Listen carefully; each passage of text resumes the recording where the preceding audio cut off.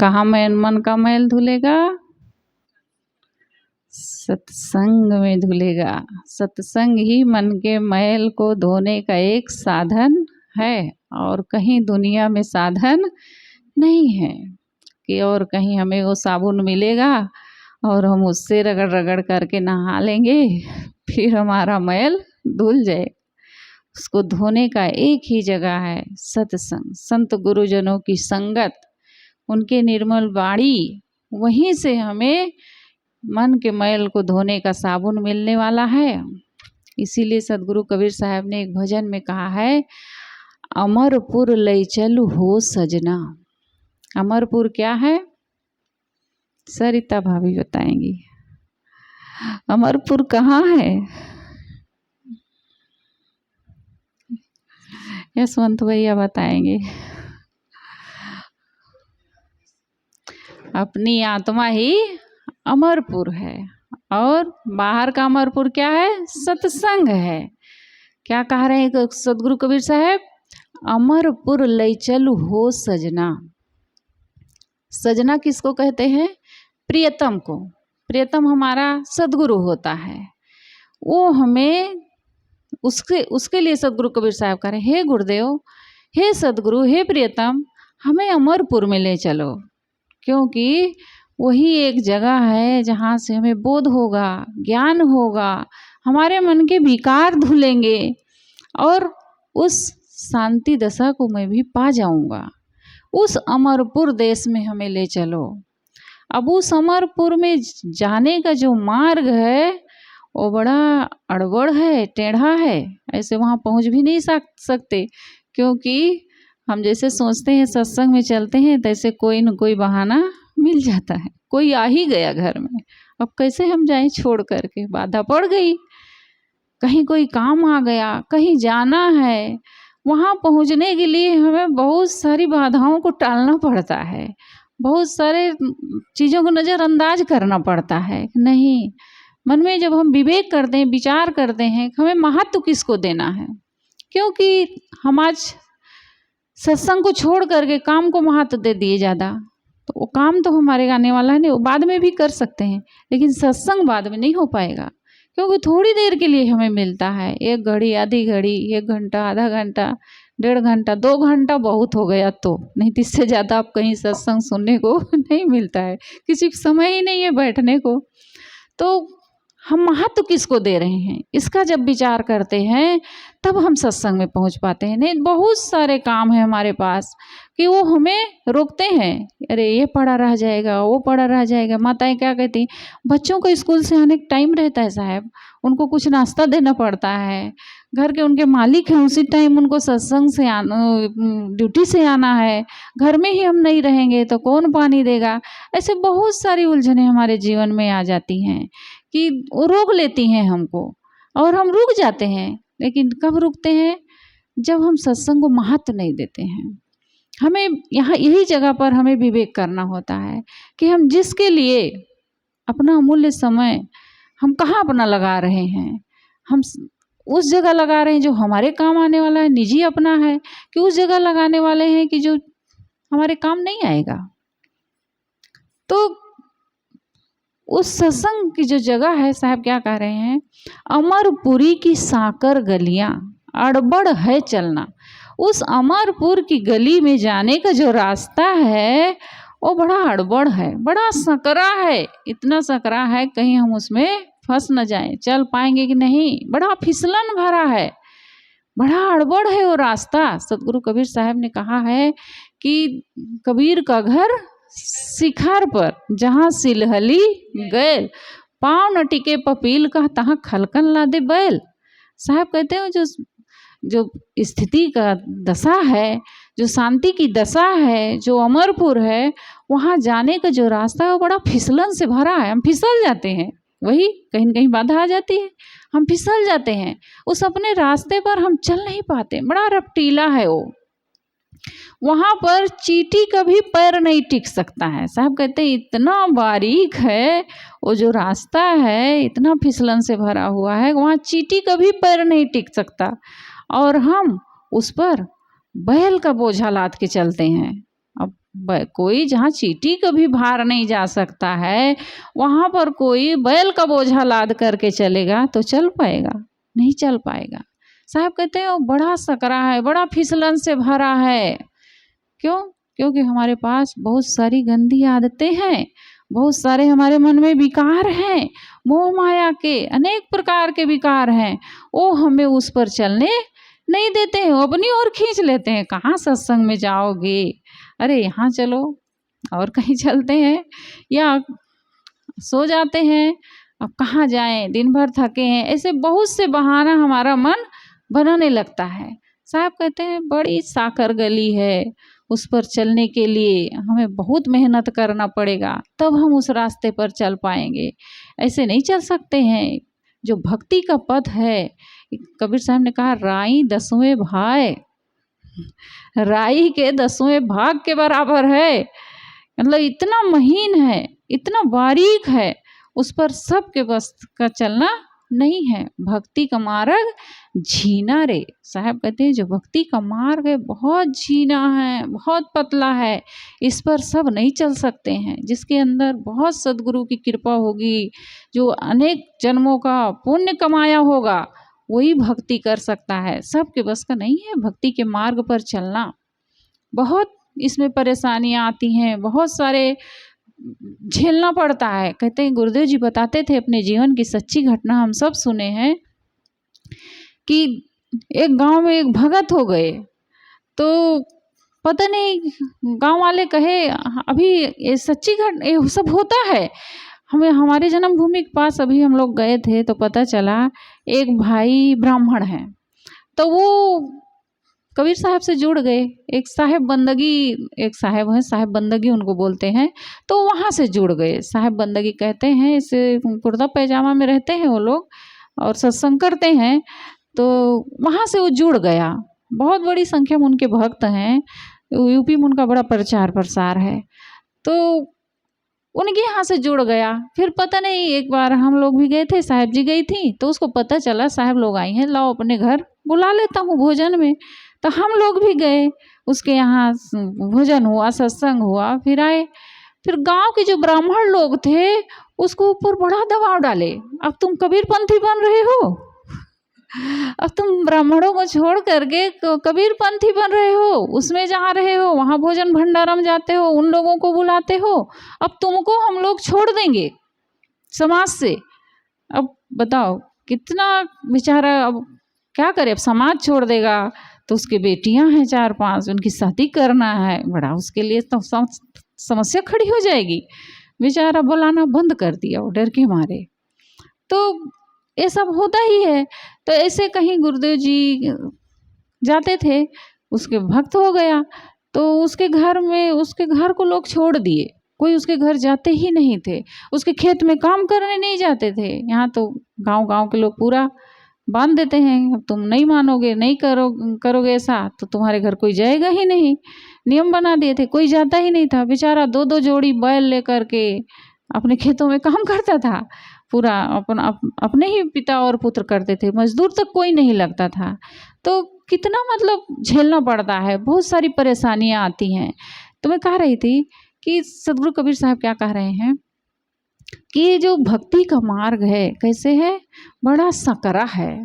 अमरपुरी की साकर गलियां अड़बड़ है चलना, उस पर चलना बड़ा अड़बड़ है, अड़बड़ लगता है, मन को भी अपने को भी अड़बड़ लगता है। क्यों? क्योंकि उस पर हम कभी चले नहीं हैं, जहाँ कभी गए नहीं रहते हैं, वहाँ जब जाते हैं तो बड़ा अटपटा लगता है। और जहाँ आते जाते रहते हैं वहाँ जाने के लिए हमें अटपटा नहीं लगता है, क्योंकि वहाँ हमेशा जा रहे हैं। अब जो लोग आश्रम में हमेशा आ रहे हैं उनको नहीं लगता है कुछ, वो आराम से आ जाएंगे। लेकिन जो कभी नहीं आ रहे हैं, इसी गाँव में है बहुत सारे लोग हैं, लेकिन जो नहीं आ रहे हैं उनको बड़ा संकोच लगता है। एक दिन एक माता रास्ता मिली हमें, हम लोग आ रहे थे घूम के, तो कही साहेब हम लोग खाते आते हैं इसलिए नहीं आते हैं आश्रम में। मैं कही कोई बात नहीं माता, आया करो सत्संग में, तो आया करो कम से कम, कोई बात नहीं, खाती हो तो खाया करो। मैं सोची आएंगी कुछ सुनेंगी तो शायद इनके मन में कुछ परिवर्तन हो, लेकिन कहाँ आएंगी, वो नहीं आ पाएंगे, इसीलिए नहीं आते हैं, अपने से कही हो।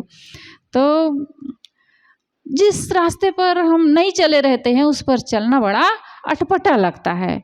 क्यों? क्योंकि अनादिकाल से हम किस रास्ते पर चल रहे हैं? संसार के रास्ते पर चल रहे हैं, मोह माया के रास्ते पर चल रहे हैं। तो वही हमें सरल लग रहा, आज भी वो हमें सरल लग रहा। क्यों? क्योंकि उस पर हम परिचित हैं, परिचित रास्ता है वो हमारे लिए, तो उस पर चलते जा रहे हैं, हमें कुछ अटपटा नहीं लग रहा है। लेकिन गुरु ज्ञान का जो मार्ग है इस पर कभी चले ही नहीं है, तो ये हमको बड़ा अटपटा लगता है। कैसे चलेंगे, कैसे जाएंगे वहाँ? अब वहाँ जाएं भी तो बहुत सारी चीज़ें साहब लोग छोड़ने को बताते हैं कि भाई क्रोध न करो, लोभ न करो, मोह न करो, राग न करो, द्वेष न करो, किसी के साथ छल प्रपंच न करो, चोरी न करो, बेईमानी न करो, किसी से कटु न बोलो। नहीं, ये सब चीज़ों को छोड़ना है। इससे आगे बढ़ते हैं, खान पान भी रोक देते हैं साहब कि दारू न पियो, शराब न पियो, बीड़ी न पियो, तंबाकू न खाओ।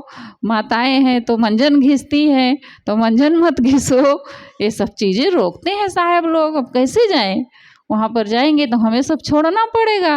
अब छोड़ना भी नहीं चाहते हैं। क्यों? क्योंकि वो हमें आसान लग रहा है। लेकिन आज हम जितना ही आसान उसको मान रहे हैं उतना ही आगे हमारे लिए वो कठिन होने वाला है। वो हमें सुख शांति नहीं दे पाएगा। जितना ही जो चीज़ें आज हमें सरल लग रही हैं उतना ही आगे हमारे लिए वो दुखदायी बनने वाली हैं। क्यों? क्योंकि हमारा ये जो दुख का कारण है हमारे मन की आदतें ही हैं। हमारा जो मन है, गुरुदेव जी कहा करते थे, मन हमारा एक भुलावन वन है। जैसे एक भुलावन वन कहने का मतलब ये संसार भुलावन वन है हमारे लिए। अब इसमें हम भूल जाते हैं, मोह माया में, अनेक प्रकार की चीज़ों में, गलत आदतों में हम भूल जाते हैं। ये भूलने की जगह है, इसमें हमें भूलना नहीं है, अपने आप की याद करना है। हम किस लिए आए हैं दुनिया में, क्या करना है, हमारा क्या उद्देश्य है, हमें क्या करना चाहिए, हम किस रास्ते पर चलें कि हमारे जीवन में सुख शांति आए, इसका हमें ज्ञान होना चाहिए, विवेक होना चाहिए। अगर हम आज इस संसार में भूल गए, आज बड़ा प्रिय लग रहा है चॉकलेट खाना, आज बड़ा प्रिय लग रहा, लेकिन हमारे एक साहब हैं चॉकलेट के बहुत प्रेमी है, लेकिन ये सब क्या है? हमारे मन की आदत है। अगर हम नहीं रोकेंगे, लोलुप बने रहेंगे खाने पीने में, तो हम अच्छे साधक कहाँ बन सकते हैं? ऐसे हम अगर भक्ति के पथ पर चल रहे हैं और अपने मन को हम नहीं रोक रहे हैं, अपनी इंद्रियों को आज हम नहीं साध रहे हैं, जो हमें करना चाहिए इसका पता लेकिन सबको होता है, हम गलत कर रहे हैं, गलत कर रहे हैं इसका पता हमें रहता है। चॉकलेट खा के और गद्दा के नीचे उसकी वो रख देते हैं, जो झिल्ली आ रहती है प्लास्टिक, उसको गद्दा के नीचे रख देते हैं। अब रोज सिरहाने तरफ रहता था, फिर पैताने तरफ भी चला गया। क्यों? क्योंकि इधर कोई उलट के सामने से देख लेता था। तो अब कोमेश तो छोड़ने वाली नहीं है किसी को, ये पता नहीं कहाँ से ऐसी चीज़ें को खोज लेती है। तो एक दिन उधर पलट दी, पता नहीं कैसे ऐसे करके देख ली होगी। तो मैं थी तब वो खोली, कहिया यहाँ भी आज रखा है इधर, तो कह रही वहाँ देख कैसे लेते हैं, क्या कह रही हैं, वहाँ कैसे देख लेते हैं?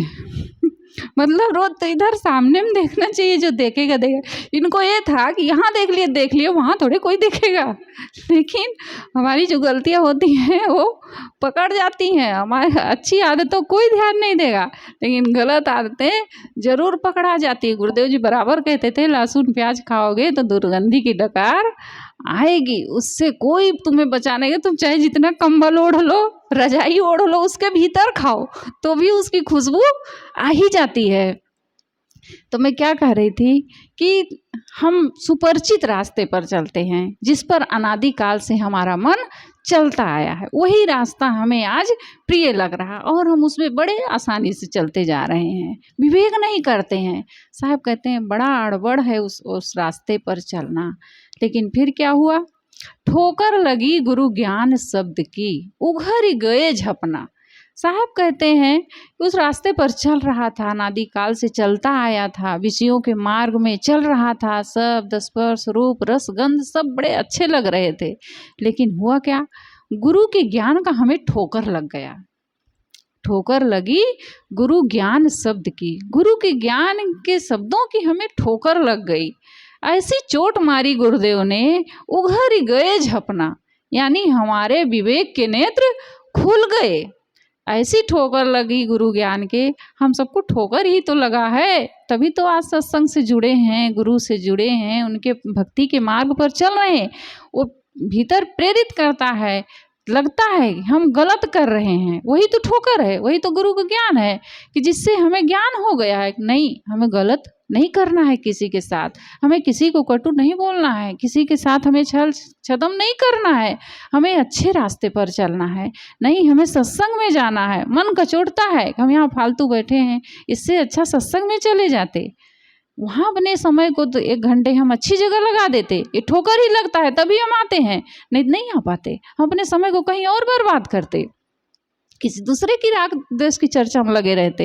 लेकिन सत्संग में आ गए, अपना अमूल्य समय हम कम से कम 1 घंटा वहाँ दे दिए, हमारा जीवन ऊंचाई पर चढ़ गया। और नहीं कहीं दूसरी जगह बैठ करके गपशप करते तो और नीचे की ओर जाते, लेकिन यहाँ आ गए तो अपना समय हम अच्छी जगह लगा दिए, तो थोड़ा और ऊंचाई पर हम चढ़ गए। तो मैं कह रही थी, क्या कहे साहब, क्या कहा, ठोकर लगी गुरु ज्ञान शब्द की, गुरु के ज्ञान की हमें ठोकर लगी और हमारा जीवन बदल गया। तरुण सागर जी बताते थे कि मैं स्कूल से पढ़ के आता था तो एक होटल में जलेबी रोज़ खाता था, तो मैं जलेबी खा रहा था वहीं होटल में, और कहीं उनके गुरुदेव जी का सत्संग चल रहा था वहीं पास में, तो बोल रहे थे सत्संग में, आप भी भगवान बन सकते हो। कहा आप भी भगवान बन सकते हो। वो इतना शब्द उनको छू गए, अरे मैं भी भगवान बन सकता हूँ। भगवान बन क्या सकते हो, तुम हो ही भगवान, केवल उसको उद्घाटित करना है। अच्छे कर्मों से अपने मन को निर्मल बना के, पवित्र बना के, अच्छे रास्ते पर चल के तुम स्वयं भगवान हो। उसको बनाना क्या है, वो तो भगवान है ही, केवल थोड़ा से हमें अपने जीवन को बदलना पड़ेगा। जिस परिचित रास्ते पर चल रहे थे उस रास्ते को छोड़ करके वैराग्य के मार्ग पर चल पड़े, भक्ति के मार्ग पर चढ़ पड़े, और जीवन बदल गया। और कितने महान संतों बन गए, जिसका आज हम सब पूरी दुनिया में उनका प्रचार प्रसार है। तो क्या कहे साहब, ठोकर लगी गुरु ज्ञान शब्द की उघर गए छपना। मुझे गुरु के ज्ञान का ठोकर लगा और मेरे विवेक नेत्र खुल गए, हमें ज्ञान हो गया कि हम क्या कर रहे थे और हमें क्या करना चाहिए, और हम अपने जीवन को बदल लिए, उघर गए झपना। संत समाज नहीं कहीं तो लिखी थी एक दिन, में याद भी नहीं आ रहा है, मैं कागज रहा फेंक के आ गई को मिस।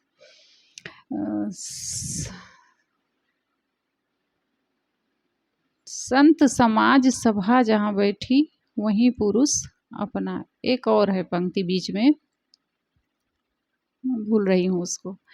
तो साहब कहते हैं कि नहीं,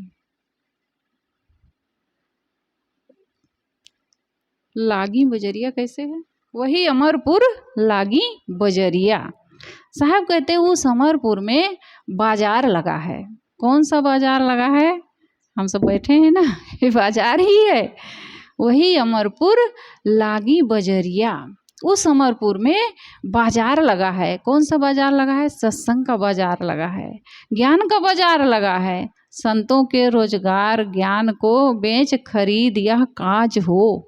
संतों का रोजगार क्या होता है, केवल वो ज्ञान को लेते हैं और ज्ञान को देते हैं, और उनके पास कुछ नहीं है देने के लिए, ज्ञान के अलावा और कुछ क्या दे सकते हैं। तो साहब कहते हैं कि वही अमरपुर लागी बजरिया, वहाँ पर बाजार लगा है संतों का, जहाँ पर ज्ञान का सौदा बिक रहा है और हमको वही लेना है, वहाँ जाना है, वहाँ जाएंगे तभी तो हम ज्ञान पाएंगे, ऐसे कहाँ मिल सकता है हमें ज्ञान। वहाँ जाएंगे, संतों के पास बैठेंगे तभी तो हमें अपने आप का बोध होगा, वहीं से हमें सत्संग से ही हमें अपने आप का बोध हो सकता है।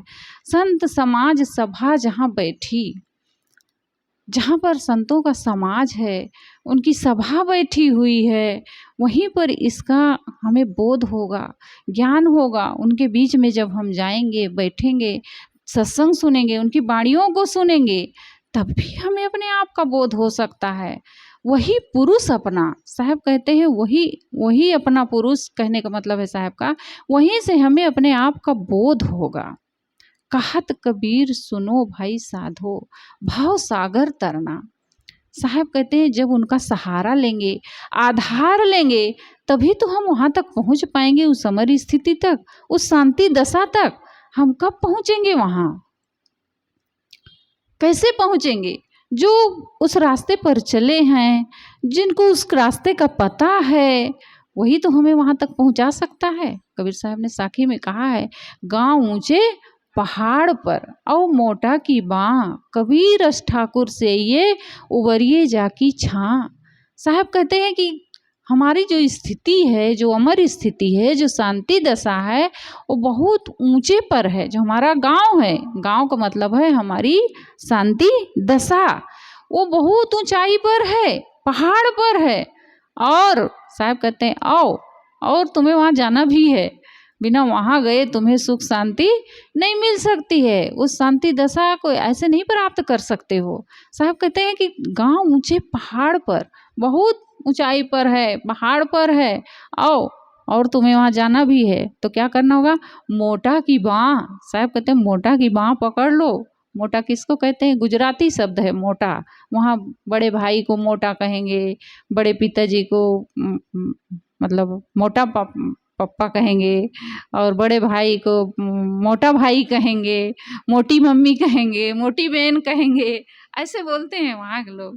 तो एक बार गुरुदेव जी वहाँ थे गुजरात में, तो जा रहे थे रास्ते रास्ते, तो बच्चे लोग खेल रहे थे, खूब धूल उड़ा रहे थे। तो बच्चे कह रहे हैं, अरे चुप रहो, बगल हो जाओ, बगल हो जाओ। गुजराती में बोले, बगल हो जाओ, बगल हो जाओ, मोटा साहब आ रहे हैं। अब गुरुदेव जी सोच रहे हैं मैं तो मोटा नहीं हूँ, बच्चे कैसे मुझे कह रहे हैं कि मोटा साहब आ रहे हैं। तब गुरु जी कम जाते रहे होंगे गुजरात। फिर वहाँ से आए घूम के, गुरुदेव जी बैठे तो भक्त से बात करने लगे गुरुदेव जी कि आज मैं जा रहा था, बच्चे लोग कह रहे थे मुझे मोटा साहब जा रहे हैं, मोटा साहब जा रहे हैं। मैं तो मोटा नहीं हूँ, फिर भी बच्चे लोग हमें कह रहे थे मोटा साहब जा रहे हैं, मोटा साहब जा रहे हैं, बगल हो जाओ। तो वो भगत के साहेब, मोटा का मतलब बड़े साहब जा रहे हैं, बड़े साहब जा रहे हैं इसलिए बगल हो जाओ। तो गुरु जी कहे, अरे मैं तो समझा ही नहीं, मैं सोचता था मैं तो अपने को देखने लगा, मैं मोटा नहीं हूँ, फिर भी बच्चे लोग हमें कह रहे हैं मोटा साहब जा रहे हैं। तो ये गुजराती शब्द है, मोटा की बाँ। साहब कहते हैं मोटा का हाथ पकड़ो, बड़े का, यानी जो वहाँ पर गया है, जो उस रास्ते पर चला है, उन सदगुरु का सहारा पकड़ो, उनका हाथ पकड़ो, उनकी छत्र छाया में रहो, तब तुम्हारे जीवन का उद्धार होगा। ओ मोटा की बाँ, कबीर रस ठाकुर से ये उभरिए जाकी छां।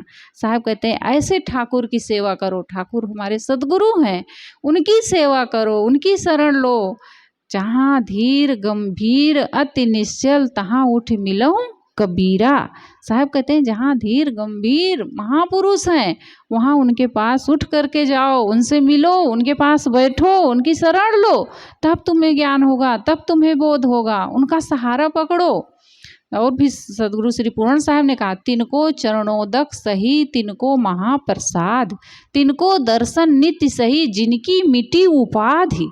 साहब कहते हैं उनका चरणोदक लो, उनकी चरण धो करके पी लो। तिनको चरणोदक सही, किसका चरणोदक सही है? जिनकी उपाधि मिट गई है, जिनकी सारी पीड़ा मिट गई है मन की। तिनको चरणोदक सही, तिनको महाप्रसाद, उनका महाप्रसाद लो। अब तो आजकल कोई महाप्रसाद का जमाना ही नहीं रह गया।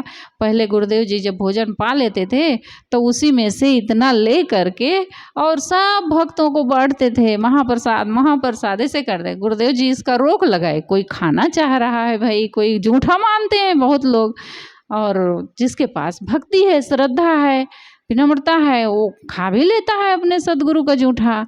तो गुरुदेव जी ने इसको रोका कि कोई लेना चाहता है, नहीं लेना चाहता है, सबको मत देना। अभी पिछली साल मैं वहाँ थी आश्रम में, तो इलाहाबाद गए थे, तो उधर के आई थी एक माता, तो कही कि दीक्षा लेंगे गुरुदेव जी से। तो मैं लेके गई उनको दिलवाने के लिए, दीक्षा दिए। तो मैं कही चरणोदक ले लो, तो गुरुदेव जी कहे दे तो दिए, लेकिन कहे मैं सबको देने लगी। कई लोग दीक्षा लिए, ढेर सारे लोग, वहाँ गई तो बहुत सारे लोग थे, तो मैं सबको देने लगी। भाई गुरु दीक्षा लिए हो तब चरणामृत पीना चाहिए लेके, तो मैं सबको देने लगी। तो गुरुदेव जी कही, जो मुझे कहे बेटा जो पीना चाहेंगे उन्हीं को देना सबको मत देना।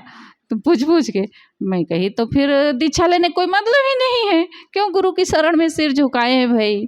इतना अगर है तो गुरु की चरण, तो जितना तुम्हारा चेहरा नहीं शुद्ध रहता होगा उससे ज़्यादा उनकी चरण शुद्ध है, क्योंकि वो कहीं न गलत जगह बैठ रहे न उठ रहे न कहीं, उनका तो हर समय खड़ाओं में पवित्र रहता है, उनका आसन बिस्तर कितना पवित्र रहता है, वहाँ कुछ छू नहीं जाता है। तो फिर चरणोदक लेने में हमें क्या बुरा है। तो मैं गई तो दीक्षा लेने कोई मतलब नहीं है, इसे धीरे से बोली मैं। तो गुरुदेव जी मुझे रोके, बेटा सबको मत देना। तो ये जो महाप्रसाद की पहले प्रचलन रहा, बहुत सबको भगत लोग क्या करते थे, ले लेते थे, फिर सबको बांटते थे उसको, तुम लोग महाप्रसाद महाप्रसाद। तो गुरुदेव जी इसको रोके, फिर कहे सबको मत दो, जो लेना चाहे उनको दो, सबको नहीं देना चाहिए। तो इसका रोक लग गया फिर। तो साहब क्या करें, तिनको चरणोदक सही तिनको महाप्रसाद, उनका चरणोदक लेना चाहिए, उनका महाप्रसाद लेना चाहिए, उन्हीं का दर्शन नित्य सही, नित्य उनके दर्शन करना चाहिए। किसके करना चाहिए, जिनकी मिटी उपाधि, जिनकी सारी उपाधि मिट गई है, जिनके मन की पीड़ा मिट गई है, जो दुख मुक्त हो चुके हैं, उनका दर्शन करो, उनका प्रसाद लो, उनके पास जाओ, उनका सत्संग सुनो, उनसे अपना संबंध जोड़ो, जहाँ से तुम्हारा दुख मिट जाए। तो मैं क्या कह रही थी कि हमें मोटा की बाँह पकड़ना होगा। अगर हम चाहते हैं कि हमारे जीवन में सुख आए, शांति आए, हम भी अपने जीवन को दुखों से मुक्त कर सकें, तो फिर हमें मोटा की बाँह पकड़ना चाहिए। साहब कहते हैं, कहात कबीर सुनो भाई साधो,